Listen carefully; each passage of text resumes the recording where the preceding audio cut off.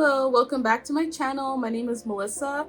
I'm a illustrator and author currently living in upstate New York, and on this channel I like to talk about the comics that I'm working on and the storyboards and animation that I work on as well. And today I wanted to take you through some of the processes that I've been making for the short comic that I'm currently working on, which is about a witch and her familiar, a magic cat. And in that process, I'm going to show you through this sketchbook and also this older sketchbook, and I'll also show you some of the digital files that I have for the project as well. So let's get into it. So first, I guess I'll just give you some context. I've been kind of designing this character, this witch character, who I named Mauve, since I believe 2021, because I used to participate in Inktober, although I never did Inktober with just like inks. I always did it with digital illustrations and used it more of like an excuse to make new ideas out of prompts.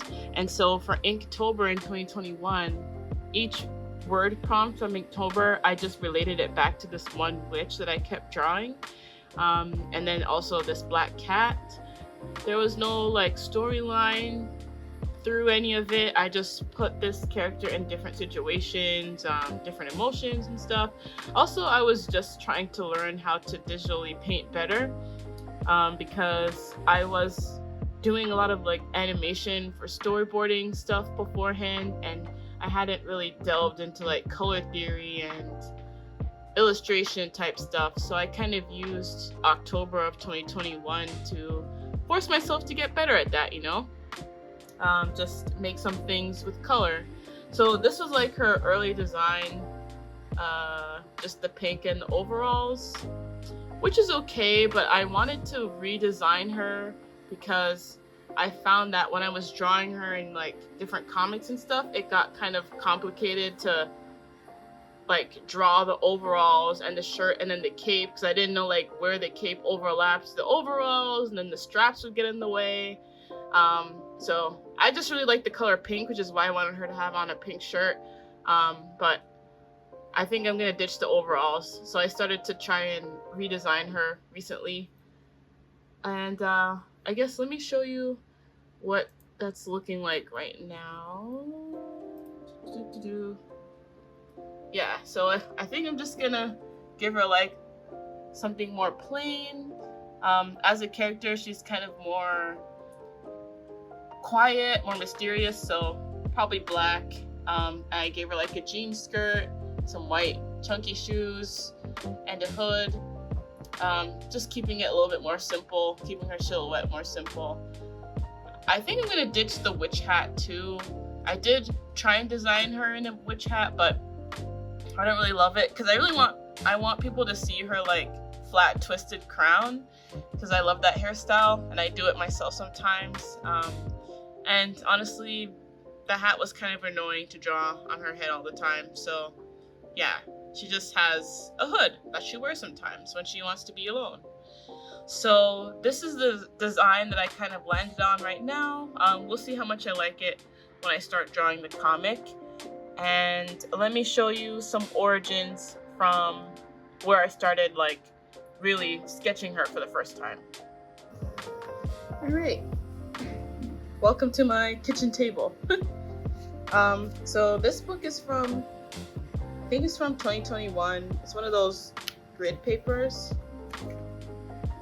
I like these papers sometimes because like if you're making comics, it automatically gives you a box kind of.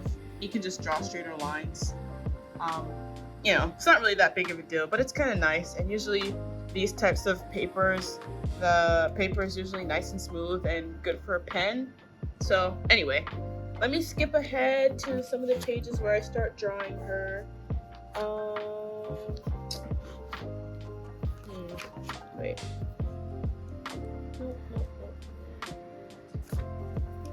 Sorry, I should have bookmarked it.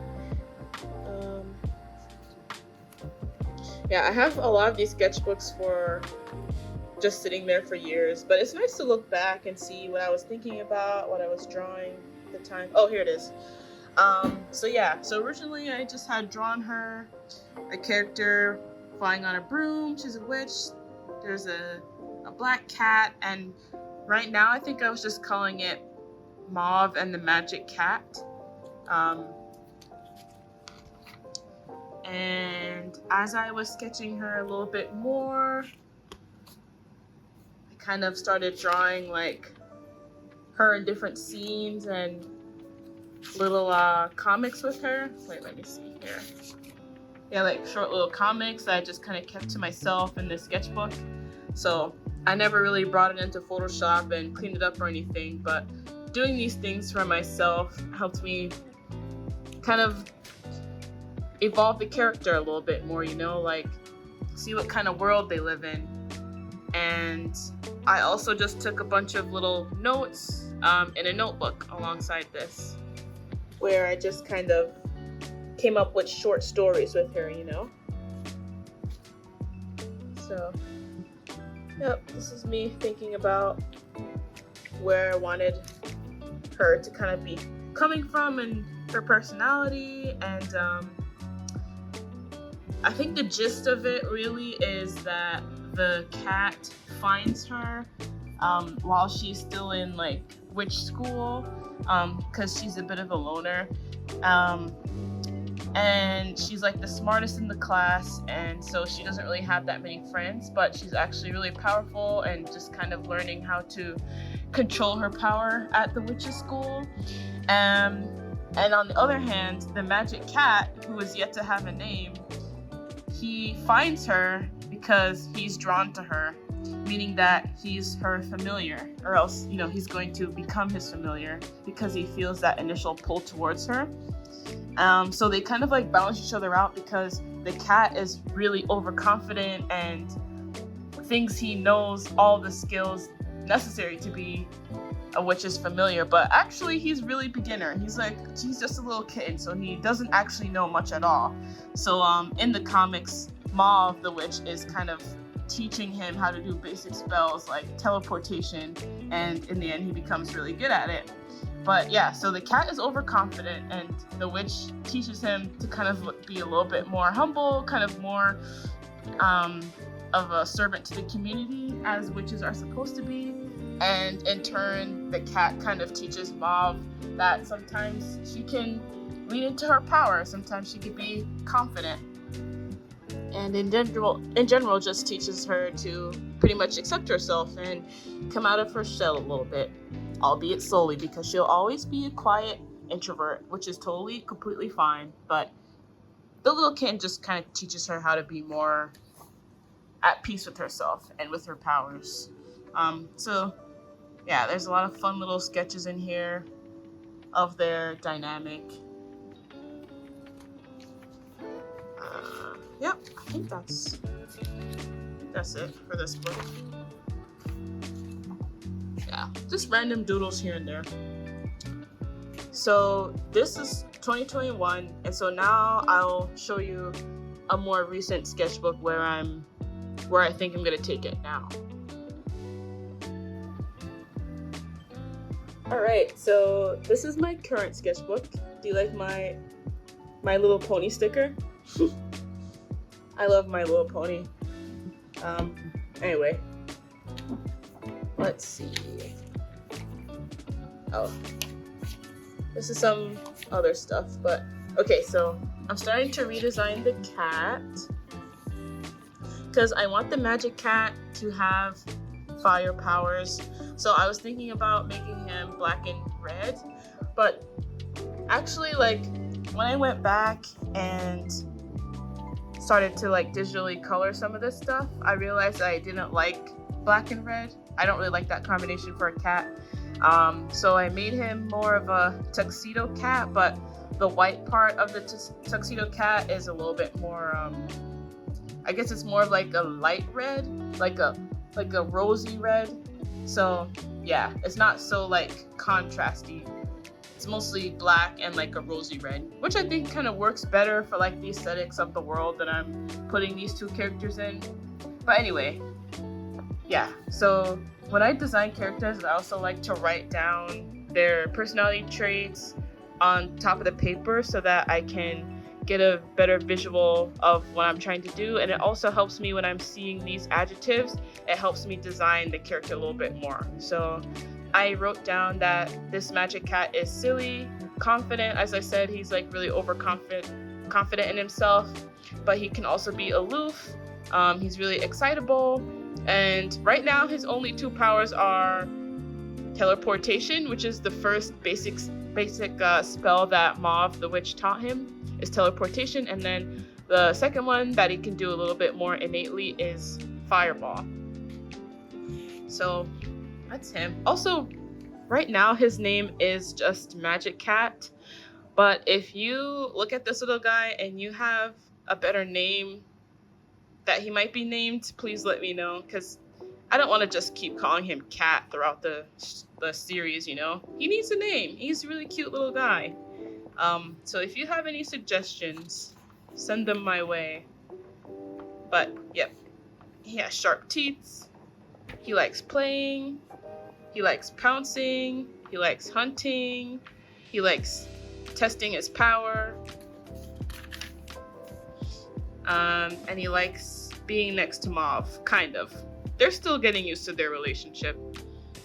And then these pages are me trying to redesign my witch. Like I said before, she only had like the pink shirt and overalls, and I was thinking about giving her more of a wardrobe. I was also thinking about diversifying her hairstyles, but I want her to be like a teenager, so I thought that maybe the 2 puffs might be a little bit too young for her. So I decided to stick with the flat twisted hair. I'm also playing around with her body type, but I want her to be more curvy because I'm curvy myself, and curvy girls need representation. I also think that it just makes her really cute. She's a cute little character. So I'm gonna stick with that, and I like her with the skirt. I like her with the shoes. And I think this is me messing around with her expressions, giving her eyelashes, like lip gloss and stuff. Because even though she's really aloof and keeps to herself most of the book, most of the series, she's actually really girly, and she really likes reading. She likes her plants. She likes pink things, although she wears a lot of black. She's just a girly girl at heart, you know? And this was me kind of exploring her like options with a witch's hat versus with a cape or like a hood type of situation. And then I thought, well, maybe both, but I don't think that both looks good. So honestly, I think I'm just gonna keep her with a hood. I don't really like drawing the pointy hat too much. Also, it's seen everywhere, and I think the hood might make her stand out a little bit. Maybe she had to wear witches' hats when she was like in witches' school in her academy, but once she graduated, she can wear whatever she wants, express herself however she wants. And she likes hoods.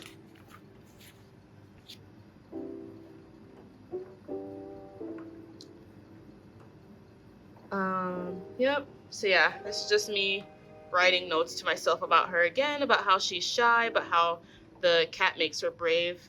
And in this comic that I'm about to start, it's basically the second comic in the stories, because I want this Magic Cat story to be a little series, but each book in the series is really short, like 25 pages long.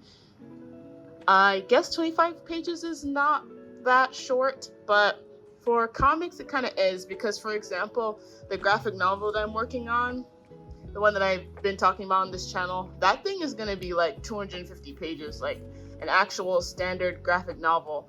And so these I just want to make short little independently published things. And so I'm excited for it because, you know, I haven't independently published anything yet. I've done like little collabs with friends, with different zines, but I have yet to make a comic from start to finish and like print it on my own. So this will be the first one. I'm hoping to finish drawing it and coloring it by probably January of next year. I'm taking it really slow because I have a lot of other stuff going on with work and the graphic novel, but in between things, this will be a fun project to work on, you know? Yeah, so here I'm designing her staff, her wand. At first I was thinking like, okay, it could just be a normal wand that most witches have. But then I was like thinking about the kind of witch that she is, and she is mainly good at wind. So she's like a witch of the wind. And like I said, the cat is a fire familiar. So the two of them really aren't supposed to go together, but they find each other and they mesh together. And so I was trying to think like maybe since she's a wind witch, her staff can reflect that. It can maybe have wind puffs that are constantly swirling around it, or like a mini tornado that's always on the tip of the staff that helps her when she's casting wind type spells. So I was just designing that a little bit, working some more with like the shape of her hood.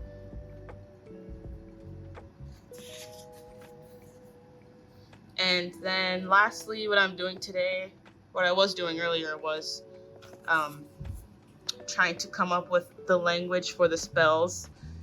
And right now I've just been looking at Gaelic, which is like, you know, like the ancient Irish kind of language.